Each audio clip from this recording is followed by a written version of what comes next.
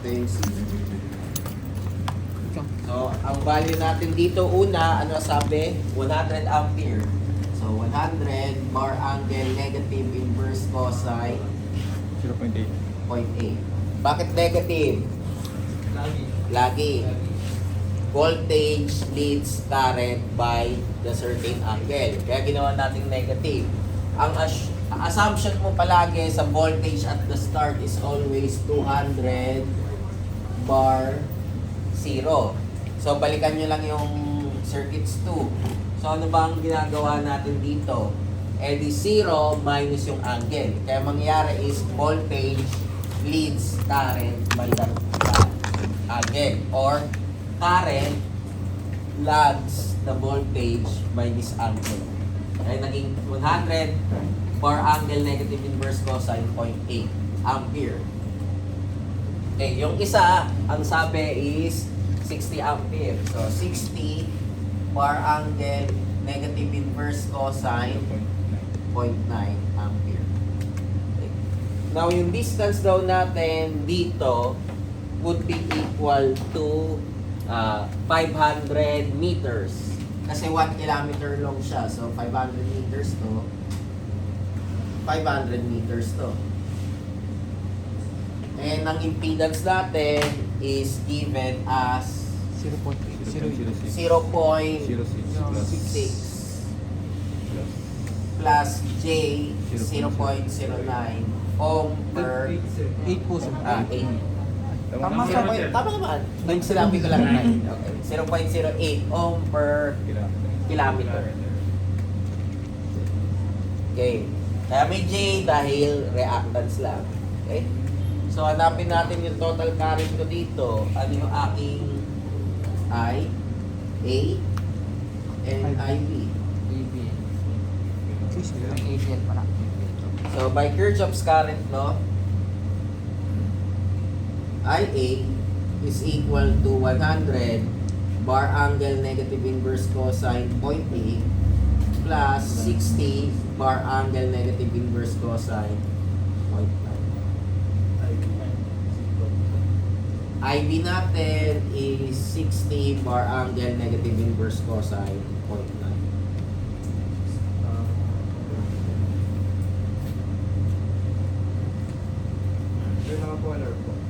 Okay lang kung polar. Okay lang rin kung rectangular. Wala naman. 159.3060. 159.3060 3060 sir. 60. 60 Bara angle. bar angle 32.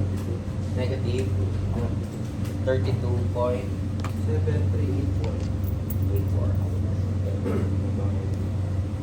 Then, pwede na tayo mag-KVL dito. Kaya na loop 1 sa loop 2. Ano ba hinanap natin? Ang hinanap natin o yung voltage drop, di ba? So, by KVL, Paano yun? Paano yun? 200 bar 0 minus voltage drop pala. Bakit tayo mag-KVL? Voltage drop pala yan. Pero gagamitin natin mamaya. Kunin ko muna yung voltage dito. VAB is equal to IA Paano? times 0.06 plus J 0.08 times 0.5. Bakit ko ginawa 0.5? Kasi 500 meters per kilometer to. Kaya divided by 1,000. So ilan yung VAB natin? Paano yung walang lang? Lubot ka na po. Kaya pala ginagawa na eh. Lobat na. Lubot ka na pala. Lobat na eh. Kailangan na ng battery.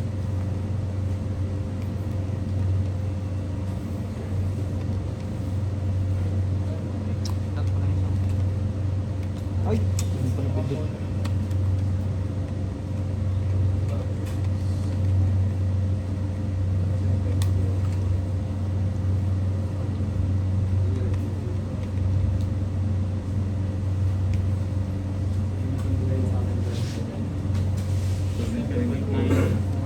Ilan?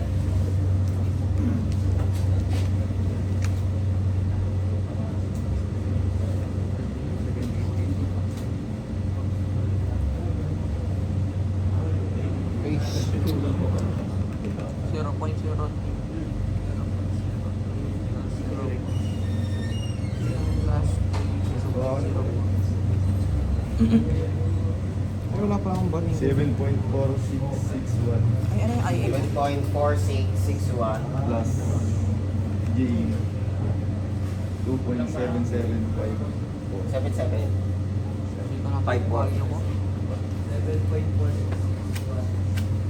ako. Tama.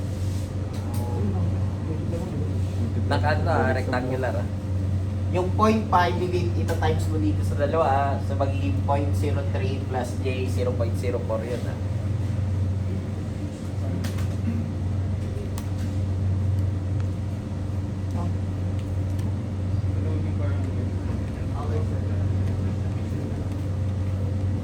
Okay, ohms na pala to.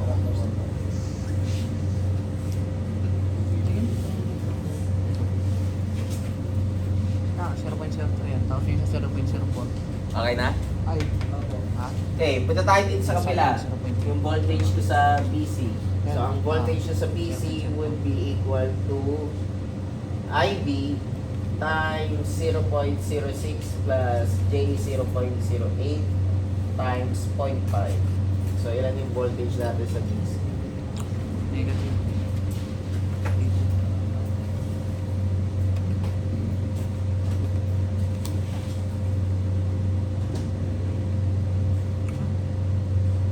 Ah, hindi na ka.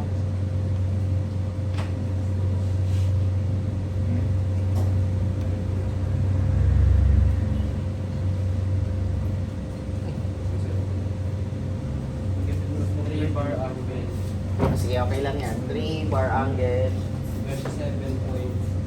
Wala. 288.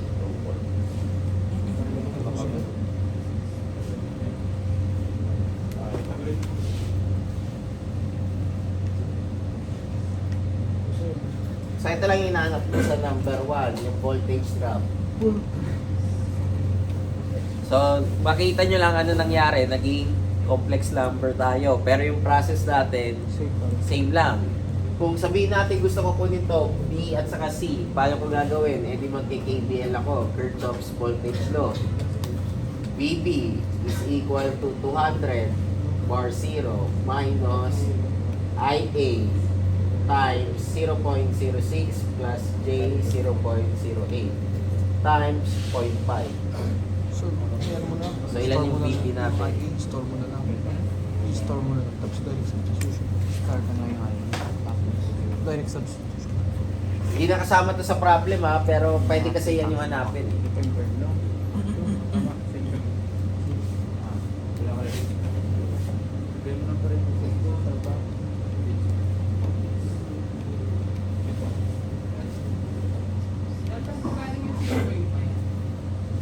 Okay, ulitin natin, 500 meters. So, gagawin natin kilometer, kaya divided by 1,000. Ulitin natin.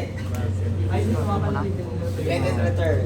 So, let it return tayo, kaya walang times 2. 192.5339. 192.39 5339. per angle. Ay, Or naka-color po. naka-polar to? Or naka-rectangular kayo? Naka-rectangular. Okay lang naman po rectangular. Wala namang problema. Minus Minus 0.0. 0.28. 0.0. lang. Ah, 2.775. Minus J 2.7753. Ay, 4. volts. So, yan yung ating Actually, sorry po. voltage dito. Ano na lang. So, pag minus mo yung 200 bar 0 at saka endo, ano ang lalabas dati? Ito dapat. So, pwede nyo i-check. Pero mukha naman eh, kasi 4661. Tapos 2.775 po. So, kaya babalik siya doon. So, yun lang naman yung Pag voltage ginantong drop. bike, hindi mo na siya. Okay. Pag kinuha naman natin yung C, paano yung C? BC is equal to VB minus IB times 0.06 times plus J 0.08 times 0.5. So, ilan yung BC natin? Ay, binang.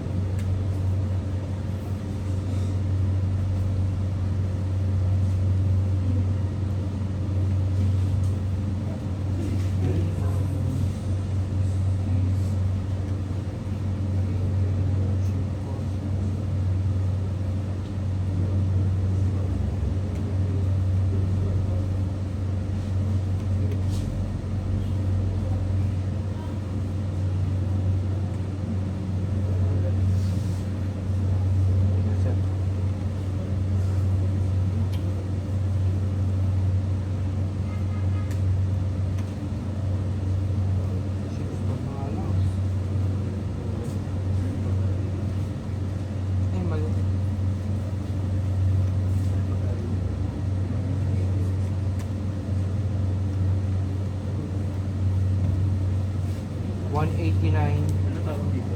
189.86. 8678 minus 4.1508.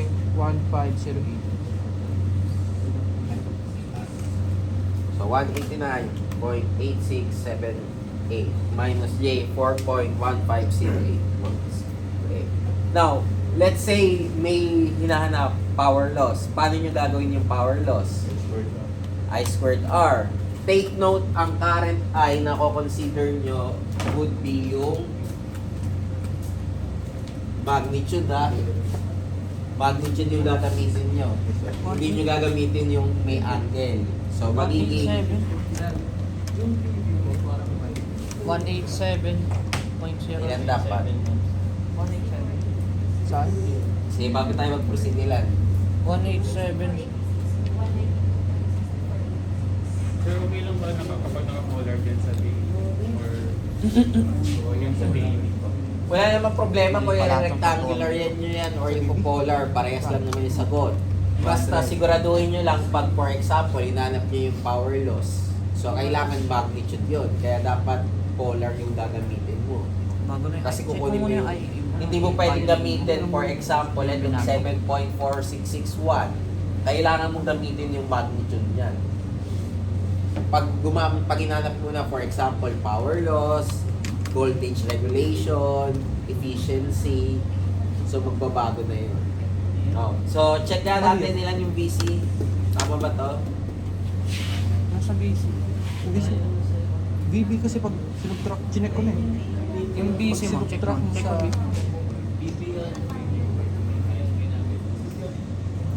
Yung busy. Check mo yung busy mo. Teka lang. Ano ba yung VB natin? 187 sa akin. 187.0923. Tama naman doon. Tama naman. Oh, sa VB, ayun yung guro ah. VB minus, ano yung IB natin? Tama lang ba? 60, di ba? Ah. 10. Ah. Ay, joke. Hindi, iba. Hindi naka ano yun. Collar. Ah. Ako lang po. Sige. Diba? B minus C. 0.66. Tama ba? 0.08 ay Ako sir, tama. times 0.5. Naka-rectangular tayo, ha? Naka-rectangular, ha? Pag pinolar nyo yan, syempre hindi yan yung makukuha nyo. Ang makukuha nyo, naka-bar angle yun. So dapat more or less, pag naka-polar to, around 189 or 190 to. Tama lang, tama po. Oh, so tama to, ha? 189. So pag kinuha nyo for example, sabihin natin power loss sa distributor AB. Sabihin lang natin, ha? Ilan yan? So kung consider mo yung IA, 159.3060 squared times yung resistance mo, 0.03 plus 60 squared times 0.03. So take note, since real power pinag-uusapan natin, kailangan ng consider mo lang ay resistance lang, ha? Kaya 0.03 yan. Kasi kinuha natin yung power loss dito, saka yung power loss dito. So ganito yung gagawin natin. Kung kukunin mo, hindi na kasama sa problem yan, ha? Kunwari lang kukunin mo. Paano pag for example, voltage regulation ang kukunin mo? Ano ang gagamitin natin? Ano ang iyong no load? Yun nandito. Kukunin mo lang yung magnitude, 200. Busy. Ano yung aking full load? Hindi yung 189. Kailangan naka Wala. polar to, tapos yung magnitude niya, ha? So yung magnitude nun,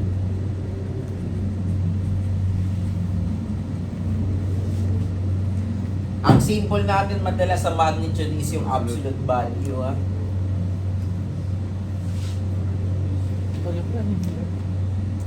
Voltage regulation. So take note na pag ang kinukuha nyo, mga voltage regulation, power loss, efficiency, Magnitude. karaniwan magnitude lang ang kinukuha natin dyan. So, yan yung variation ng problem. Makikita nyo, ganyan rin yung process para sagutan natin yung number 2. Single phase tayo, ha. So single phase lang ang pinag-usapan natin, kaya wala pa yan times 3 at saka square root of 3 yan. So, yung number 2, ganyan lang din yung process natin. May tanong sa number 1. Try mo akuhain yung 159. Nakuha mo ba? Bakit yung sa iba ng quality sa Ha?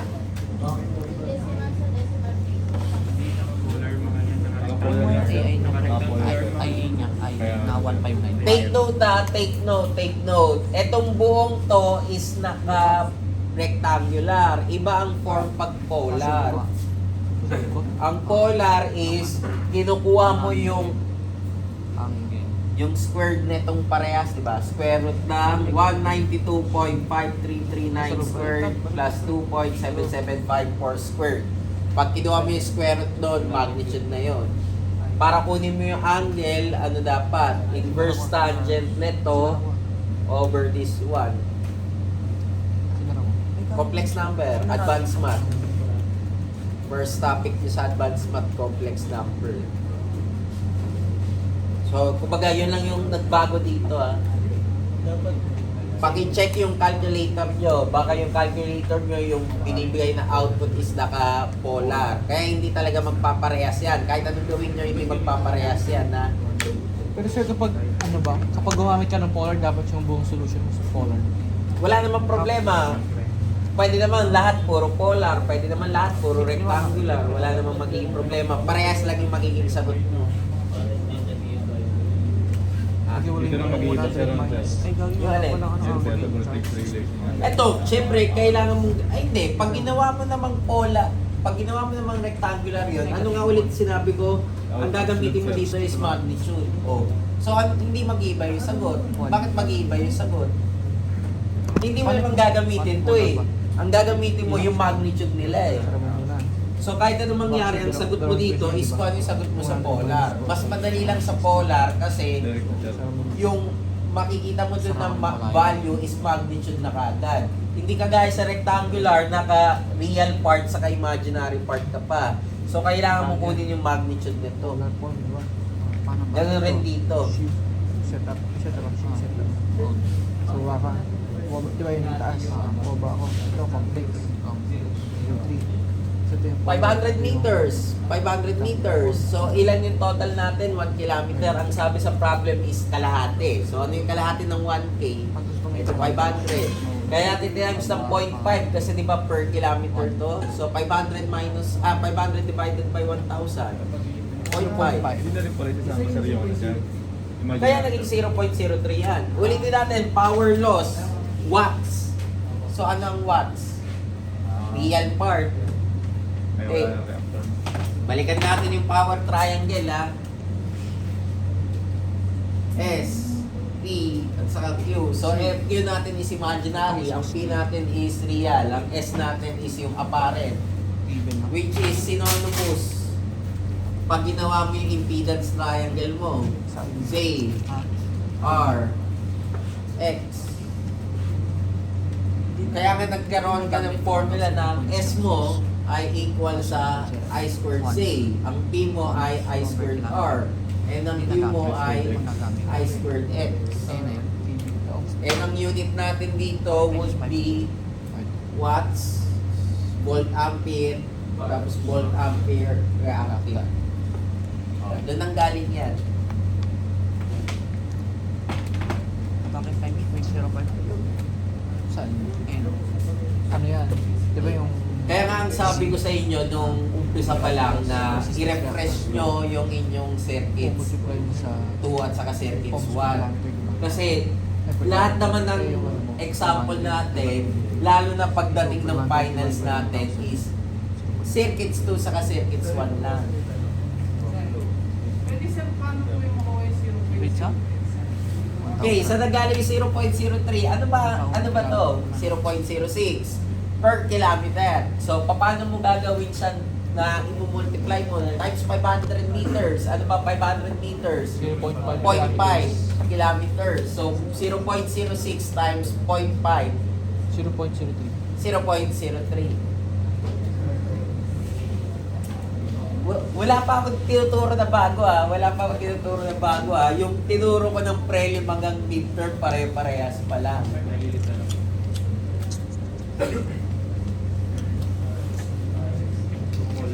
Okay na. Wala na. May tanong pa. Paulit-ulit pa lang tayo ah. Wala pa tayo sa medyo exciting part natin ah. Number 1 pa. Okay, number 1 pa tayo. Ano? Okay. Number 2 pa. Number 2. Hindi na nga daw. Di Same ba lang daw. sasagutan ba natin? Di ba sabi ko nga, apat lang yung sasagutan ko. Kasi Ah, okay. Okay. Sagutan ko ba yung 2 para mabawasan na? O kaya yung sagutan na yan. Yun na, kaya na yan. Kahit na nag-uwi siya. Kagaya lang ng number 1 yan ha. Anong mangyari sa 2? Magkakaroon ka lang ng 3. 1, 2, 3 lang.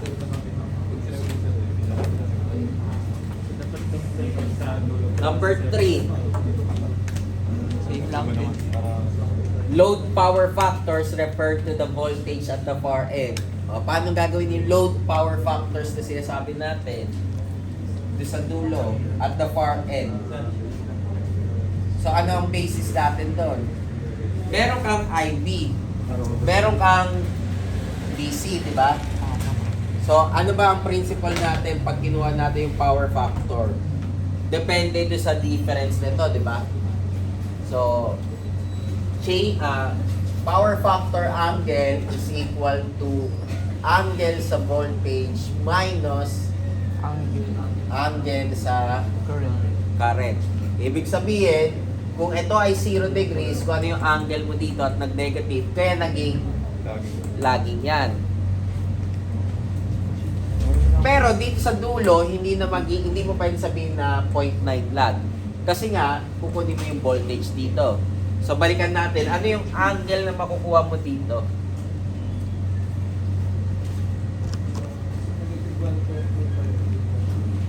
Negative 1.252. So, yun yung sabihin natin at far end. At far end. Malalaman mo namang negative yon. Bakit? Kasi negative yung imaginary part mo. Imposible maging positive yung angle mo dyan. So, negative 1, 2, 1.2524 degrees. Minus yung angle natin dito. Ano yung angle natin na to? Yung negative inverse cosine 0.9.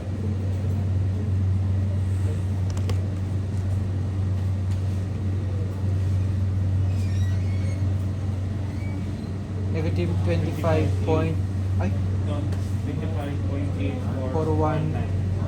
8419 negative, di ba? Ah? Positive yung nga, maging negative. Diba? So, ilan yung angle natin? Negative inverse cosine 0.9? Oo, positive yan. Hindi. Ang makukuha mo sagot is negative, di ba? Kaya nga, pag kinuha mo yung negative, inverse cosine ng 0.9, positive yon. Ito times mo na negative side. Kaya maging negative. Maging negative. Ilalagay mo yung negative sa... Hindi. Sa labas mo, sir? Sa loob. Ayun. 180 oh. Ay. So may negative tayo ha. Negative. So ilan yung angle natin dito? Ano kayong negative ang So negative 1.2524 plus 25.8419.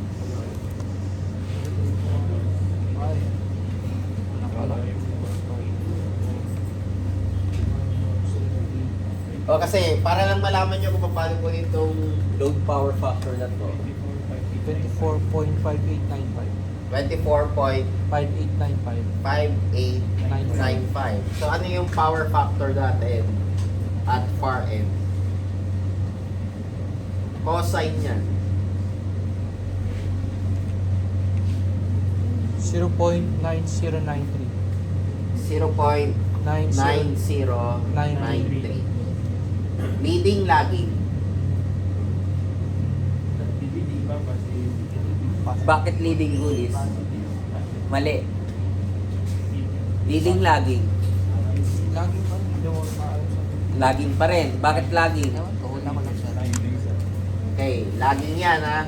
Bakit naging lagging? O, drawing natin. Phasor diagram. Saan nakalagay yung negative 1.2524? Ito, assuming natin yan yon. Ito yung angle mo sa voltage. Saan nakalagay yung negative 25.8419? Sa baba rin. Sino na una? Voltage. Kaya current lags voltage. And yung angle